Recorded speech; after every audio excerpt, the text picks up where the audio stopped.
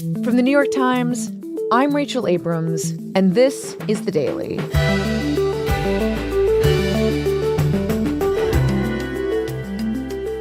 For weeks, the United States has been building up an enormous military presence around Iran, even as negotiators from both countries plan to meet later this week in the hopes of finding a diplomatic off-ramp to the escalating tensions.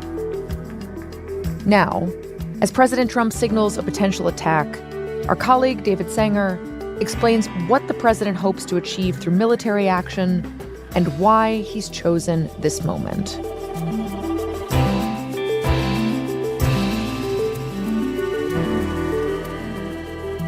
It's Tuesday, February 24th.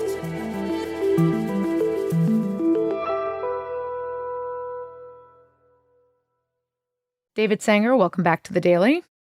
Rachel, great to be with you. The last time we talked about Iran on the show, we were in the middle of this brutal crackdown on anti-government protesters who were protesting the regime. And at the time, there was a huge question about whether the United States would take some kind of military action. That obviously did not happen, but in the weeks since, we have seen this massive military buildup in the region. So, David, can you just start by describing what that buildup looks like and what we understand about what exactly is going on in this moment? Well, Rachel, the buildup is the largest we've seen in the Middle East since the run-up to the war in Iraq in 2003. Wow. There are two aircraft carriers in the region, the Abraham Lincoln and the Gerald R. Ford, which has come back from Venezuela. There are fighter jets, refueling capability, bombers. They are all taking up positions from Jordan all through our bases in the region. And meanwhile, there's the last gasp of a diplomatic track underway. On Thursday, we expect that the Iranians will be meeting with the two main American negotiators, Steve Witkoff and Jared Kushner, to present a package that might satisfy President Trump's demands. But the president has made clear that he is thinking of everything from a limited strike on Iran to what could be a much larger military action that could take days or weeks. You mentioned that the president has made demands. What are those demands exactly? Like, what does the United States want right now, and what are they trying to achieve either through these talks or through any kind of potential military action? You know, there's a bit of a murkiness on this issue. Usually when presidents get to a situation like this, they're pretty clear about what it is they are seeking. But in this case, the president has not been clear. The president's offered a dizzying array of rationales for the military action that we may see. Donald Trump is urging Iranians to keep protesting, saying if Iran shoots and violently kills peaceful protesters, which is their custom, the United States of America will come to their rescue. He's talked about supporting the protesters, of course. We talked about Hamas and we talked about disarmament. He's talked about cutting off support for the proxies, like Hezbollah and Hamas. There's nothing that would do more good for this part of the world than for Iran's leaders to renounce terror, stop threatening their neighbors, quit funding their militant proxies. And he's talked about taking out Iran's missile capability, the missiles that can reach Israel. These are all conventional weapons, but they pose a big threat to a major American ally. And then, of course, there's the one big reason he keeps returning to. You can't have peace in the Middle East if they have a nuclear weapon. And they can't have a nuclear weapon. And that is going after the remnants of Iran's nuclear portfolio. I hope they're not trying to build up again, because if they are, we're going to have no choice but very quickly to eradicate that buildup. The nuclear portfolio, we should mention, which the president had previously claimed that the U.S. had wiped out back in the summer. That's right, Rachel. And, just to wind back the clock for a moment, you may remember that in June, there was a 12-day war that the Israelis initiated against Iran. Right. And that it ended with a U.S. attack on the three major nuclear enrichment sites that Iran has built up over the decades. And these were 3 sites that only the U.S. Air Force had the capability with bunker busters to get down deep enough to try to destroy. And in the course of doing that, they ended up burying under the rubble Iran's stockpile of enriched uranium that was enriched to a purity just shy of what you would need to make a nuclear weapon. And just to be clear, after the U.S. conducted that whole campaign, what would be left now to hit through some kind of military action? Well, there are still targets. There are places where the Iranians have made nuclear centrifuges, the machines that spin at supersonic speeds and produce uranium. You could wipe out some of those targets.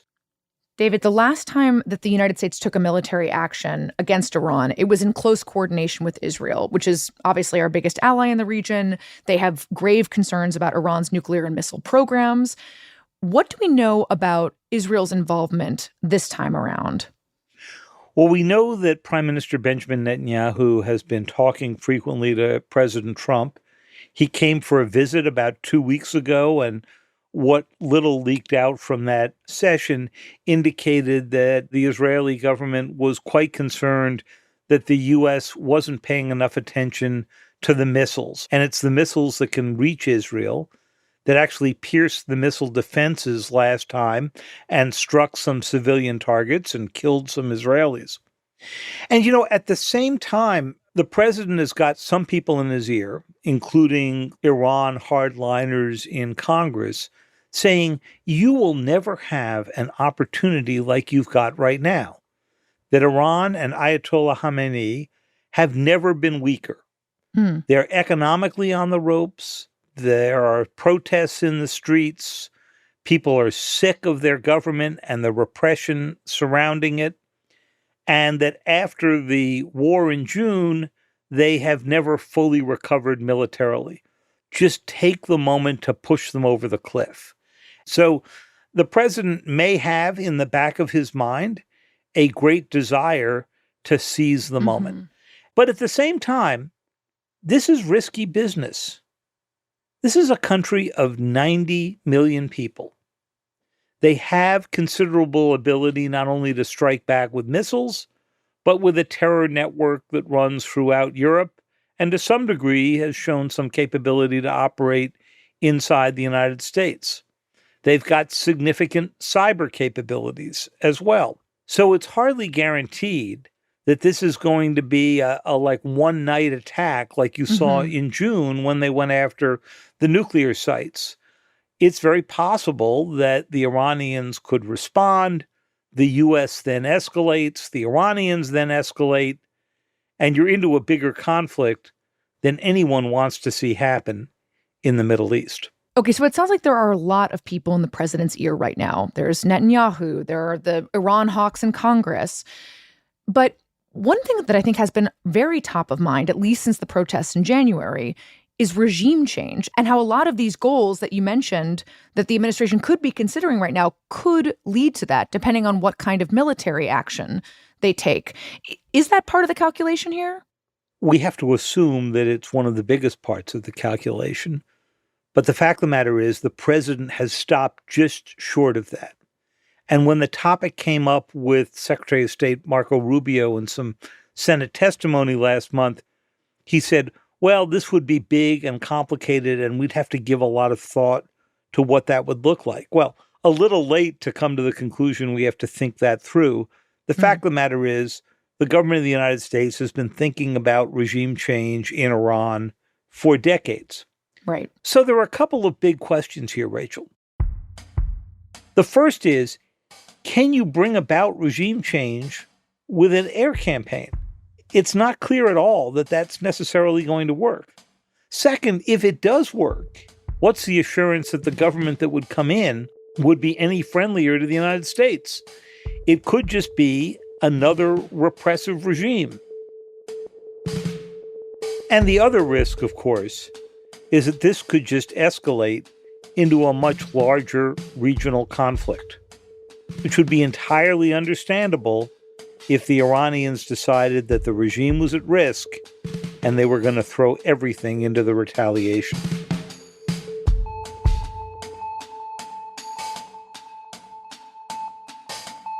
We'll be right back.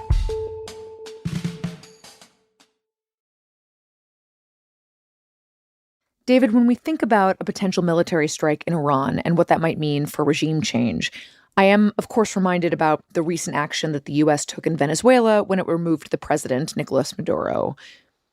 My sense is at least that really caused other countries to sit up a little straighter in the face of U.S. pressure. And so I wonder whether that is coming into play here at all with how the U.S. is interacting with Iran in this moment. Well, Rachel, I think it's definitely part of the calculation. I mean, first of all, there is a just overall similarity to the gunboat diplomacy here, right? You mass a naval fleet off the coast, you issue a set of demands, and if the demands are not met, you then use that military force to compel the country to change the way you want it to change. Mm-hmm. But there's also a real difference here as well, because in Venezuela, it was a very targeted operation. They were aiming for one guy, Maduro. And when they pulled him out of there and sent him off to the Brooklyn Detention Center, they left the rest of his government fully in place. In Iran, however, it seems very unlikely that that model would work. First of all, it's a much larger country. It's 90 million people. Second, it's a lot more complex. It's a lot better armed. It's got air defenses that Maduro never had. It's got a population that may go along with the removal of the government, but also has bitter memories of CIA efforts to bring about coups in Iran in the 1950s. And finally, if the U.S. was successful, it's not clear that you could leave the existing government in place the way they have in Venezuela. You'd have to take out that entire structure run by the Islamic Revolutionary Guard Corps. You'd have to eliminate almost all of those loyalists to Ayatollah Khamenei. So it's not clear that you would have someone in place to go run the country and to respond to those American demands. Okay, so given the fact that a military action would be extremely complicated in Iran, what would a more quote-unquote limited strike look like that the United States is actually considering? It's a good question because there are all kinds of targets. They could go after the Basij, which is the local militia groups that have been used to put down the protesters. Mm-hmm. That way, at least, the president could say he's making good on his commitment. They could go after the Islamic Revolutionary Guard Corps. And you may remember that back in 2020, in his first term, President Trump ordered a drone strike on the head of the Quds Force, the most elite part of the Iranian military, and managed to kill him. So you could imagine more attacks on the leadership of the IRGC. You could imagine attacks that were just limited to those missiles and missile sites and the launchers that Israel's most worried about. But all of those would gain mostly a tactical advantage. If the government didn't change, the military leaders will get replaced. Eventually, Iran will build more missiles or buy them. So the real question is, are you just mowing the lawn or are you bringing about real change? How concerned is Iran about all of this or any of this? Well, Rachel, the Iranians have made it pretty clear they're deeply concerned. I mean, first of all, we've seen them burying and reinforcing some nuclear-related sites or suspected nuclear-related sites that hadn't been hit back in June. Second, they've moved a good number of their missiles and other arms to the borders where they could more easily reach American bases or Israel to make the point that they're going to get some shots off if they get attacked. Thirdly, there's the strange action by Ayatollah Khamenei, who is 86 years old and presumably has some succession plans anyway. But as we've reported in the Times, he's deepened those in recent times. So the supreme leader is clearly aware that the U.S. may be going for regime change, and he wants an insurance policy against that. These are all the kind of preparations we've not really seen the Iranians take at this level before. At the same time, though, of course, there are these diplomatic talks. What kind of off-ramp, if any, is being considered right now so that we do not see this kind of escalation? Well, the talks have been stymied a bit by the problem that the U.S. is demanding that there is no uranium enrichment. In other words, that Iran get completely out of the business of making any nuclear fuel. And there's an interesting idea that's been floated, which is to allow the Iranians to have a very limited enrichment capability purely for medical and medical research related purposes. It's got a nice humanitarian tone to it. It would be basically allowing the Iranians to produce fuel for a small research reactor that's been in Tehran since 1967, when, in one of those great ironies of history, the United States gave the reactor to the Shah of Iran. And it's used mostly for production of pharmaceuticals. It's useful for cancer treatments and so forth. And this would allow the Iranians to say, we're still enriching, and allow the United States to say, we've stopped all their nuclear weapons activity. But it's not clear the Iranians will give up that much capability. And it's not clear that President Trump would accept any continued enrichment of any kind for any purpose. Given all of that, David, is it possible that the military buildup that we've seen is not necessarily an alternative to diplomacy, but actually something that the president is using to sort of strengthen his hand diplomatically? Like, could he be using this threat of the military action as leverage to push for a diplomatic solution at the talks later this week? It's very possible. That's the diplomacy part of gunboat diplomacy. Of course, the flip side of that, Rachel, is if you have spent hundreds of millions, if not billions of dollars, assembling a huge force off a country's coast, the temptation to go use that is extraordinarily high. And if his real goal here is regime change, then he may not really be that interested in a diplomatic solution, because a diplomatic solution would, if anything, bolster the existing regime. It would remain in place. Just to take a step back here, the United States has viewed Iran as a threat for many, many years. So on the one hand, it makes sense that it would continue to be a priority. But on the other hand, during the second Trump administration, the United States has really kind of laid out this worldview of spheres of influence, which we've talked about a lot on the show. The idea that the great powers can carve up the world and consider sections of it to be under their own purview. We've seen from the U.S. side that that has meant the Western Hemisphere. So I wonder where you feel like the Middle East fits into that worldview. Rachel, you're exactly right. This does not fit comfortably into the president's national security strategy that came out in November. On the one hand, as you suggest, American presidents have been pushing back on Iran and the Iranian nuclear program for decades, ever since the Iran hostage crisis, right? Which came right after the Iranian Revolution in 1979. The United States has sabotaged the Iranian nuclear program over the years. It's mounted some of the most sophisticated cyber attacks in history against Iran's nuclear infrastructure. So there's always been a consistent effort to push back the day when Iran could get a nuclear weapon. And if you view it that way, then President Trump, in what he's doing today, is escalating and expanding what has been a long-running American policy across Democratic and Republican administrations.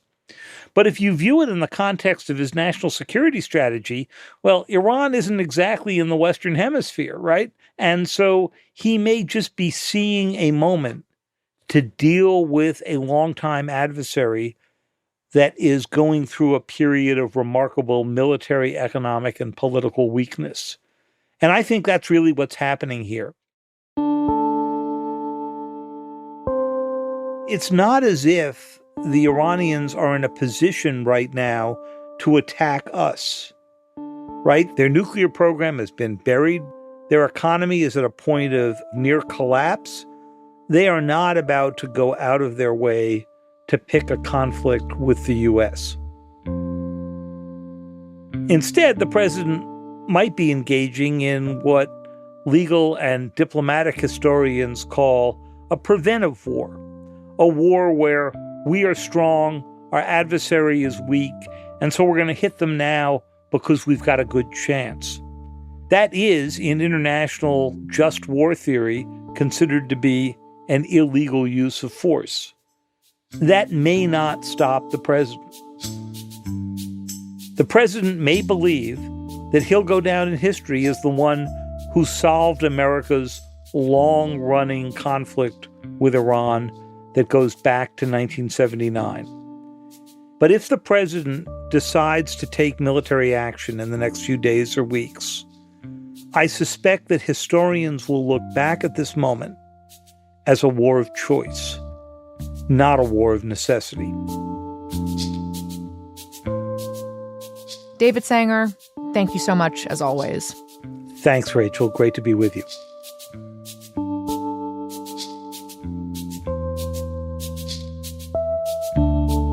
We'll be right back.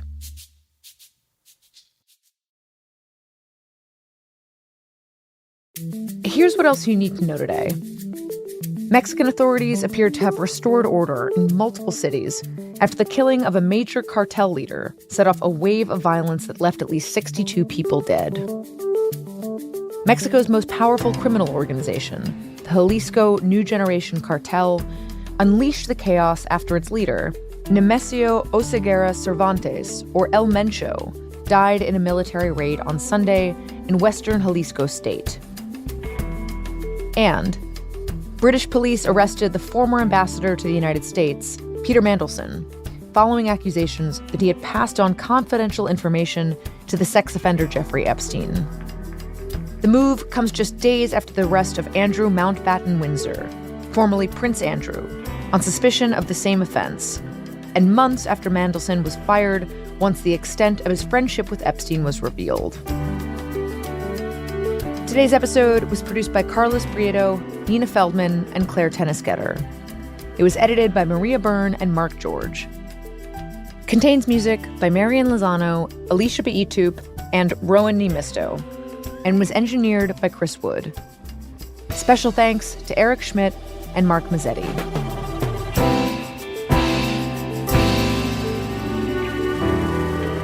That's it for The Daily. I'm Rachel Abrams. See you tomorrow.